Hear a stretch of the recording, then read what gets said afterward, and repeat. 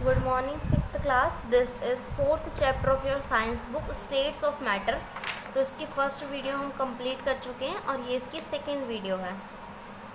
तो हमें इसमें स्टडी करना है मेल्टिंग से। तो the change of a solid substance into liquid state is known as melting. तो जब सॉलिड से कोई चीज़ लिक्विड में चेंज होती है तो उसे हम मेल्टिंग कहते हैं, यानी कि पिघलना।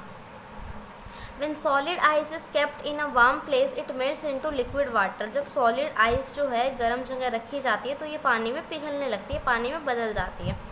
The molecules of ice takes up heat from the surrounding and start moving faster. अब क्या करते हैं, जो हीट जो होती है उसकी हीट अब्जॉर्व करते हैं आइस के मॉलिक्यूल्स और ज़ोर ज़ोर से आपस में हिलने लग जाते हैं, चलने लग जाते हैं। This breaks the rigid pattern of the molecule arrangement and they start moving freely around each other.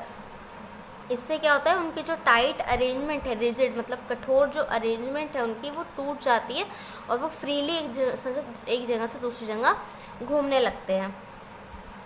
इसी तरीके से solid ice melts to form liquid. जो बर्फ़ होती है ठोस, वो पानी में बदल जाती है। फ्रीजिंग देखेंगे।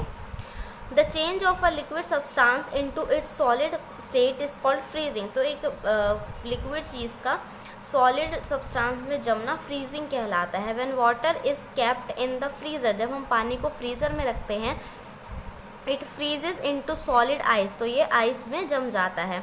The molecules of water loss heat and there movement. अब क्या होता है, क्यों जम जाता है ये, क्योंकि वाटर के मॉलिक्यूल्स जो होते हैं वो गर्मी खो देते हैं और जो अपनी मूवमेंट है वो भी खो देते हैं।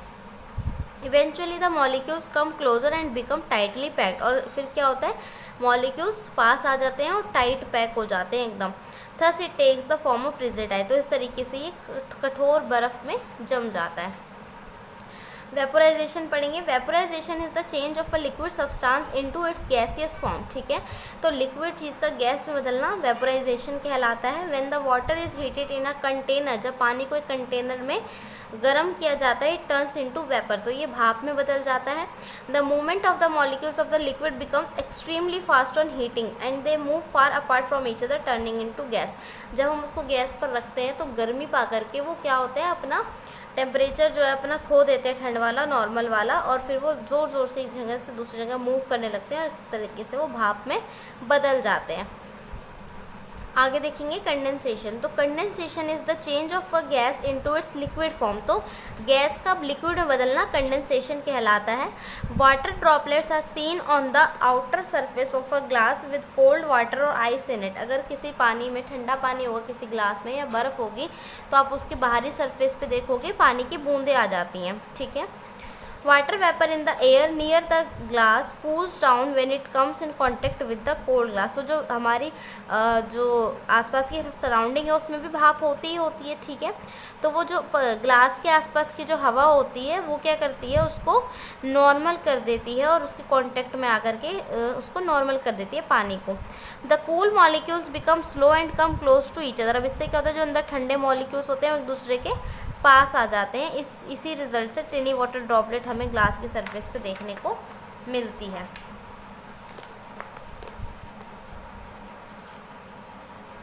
ठीक है जा, अब देखें आगे चलेंगे।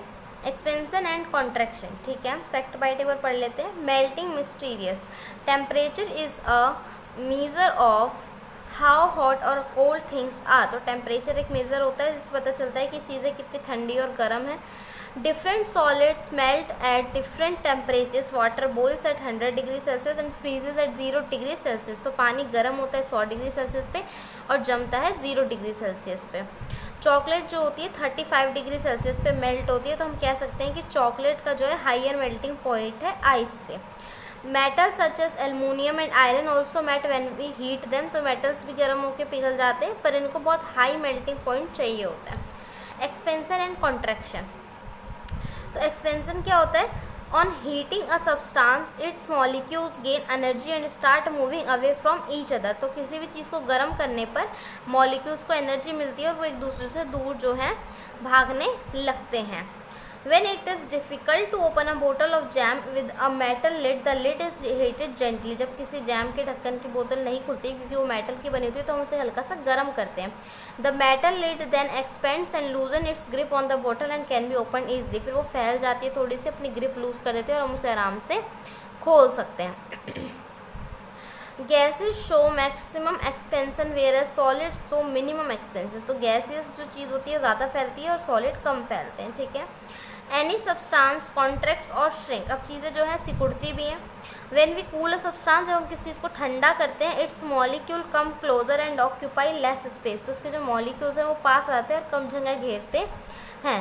The situation is called contraction. इस चीज़ को हम कॉन्ट्रैक्शन कहते हैं. एग्जाम्पल के लिए देखेंगे, if we keep an empty mineral water bottle in freezer for an hour, we will find that it shrinks in size and gets deformed. This happens due to contraction of air inside the bottle. When the air gets cooled, the particle come closer and occupy less space. As a result, the bottle get squeezed. अब क्या होता है, अगर आप खाली mineral water की जो बोतल होती है उसको फ्रिज में रख दोगे तो वो सिकुड़ जाएगी वो, क्योंकि जो उसके अंदर की जो भाप है, जो गैस है, वो सिकुड़ेगी और सॉलिड बनाने की कोशिश करेगी. बन तो सकती नहीं पर कोशिश करेगी, तो इसलिए वो थोड़ी सी सिकुड़ जाती है. तो इसी के साथ हमारी ये वीडियो ख़त्म होती है.